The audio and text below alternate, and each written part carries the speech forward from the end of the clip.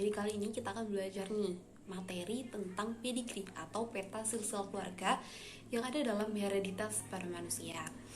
Oke, pertama-tama kita harus tahu dulu nih apa sih itu hereditas. Hereditas itu merupakan penurunan sifat ya dari induk ke keturunannya melalui gen. Penurunan ini tuh lebih ke struktur tubuh seperti postur tubuhnya, kemudian jenis rambutnya, warna kulitnya tuh kayak gimana itu. Setelah kita tahu hereditas itu apa, kita langsung ke pedigree. Pedigree itu apa sih? Pedigree itu diagram ya, diagram yang menunjukkan karakter tertentu ya, yang dibawa leluhur ke keturunan-keturunan berikutnya maupun generasi-generasi berikutnya dalam suatu populasi. Setelah pedigree selesai, hereditas selesai, sekarang kita ke manfaat. Pedigree ini punya manfaat loh. Ada 3 manfaat pedigree. Yang pertama adalah untuk mengatur perkawinan. Tujuannya apa? Mengatur perkawinan ini adalah supaya tuh nggak ada penyakit-penyakit keturunan yang muncul. Penyakit keturunan muncul tuh apa sih? Contohnya kayak diabetes. Diabetes ini penyakit kronis dengan tanda kadar gula tinggi. Yang kedua adalah hipertensi. Hipertensi ini adalah kondisi di mana tekanan darah pada dinding arteri ini tinggi. Yang ketiga ini adalah buta warna. Buta warna ini adalah kondisi di mana seseorang tuh nggak bisa menentukan warna-warna tertentu. Nah, setelah tahu manfaat-manfaat pedigree, gimana sih cara ngebikin pedigree itu? Susah nggak? Bahan-bahannya susah nggak buat dicari? Atau cara bikinnya tuh susah? Nggak. Bahan-bahannya tuh kalian cukup nyiapin kertas sama pensil.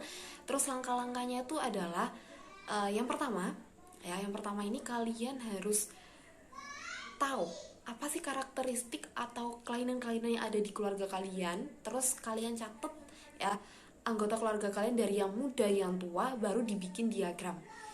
Nah, bikin diagramnya ini nggak bisa sembarangan karena nanti ada simbol-simbol khusus ya yang bisa kalian pakai untuk bikin diagram. Kayak yang lingkaran-lingkaran itu artinya perempuan normal, kotak itu laki-laki normal. Kalau ada arsirannya itu berarti mereka punya kelainan.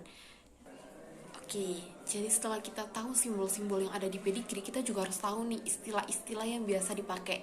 Jadi ada 4 istilah. Yang pertama parental. Parental ini merupakan induk yang melakukan perkawinan sehingga menghasilkan anakan atau filial.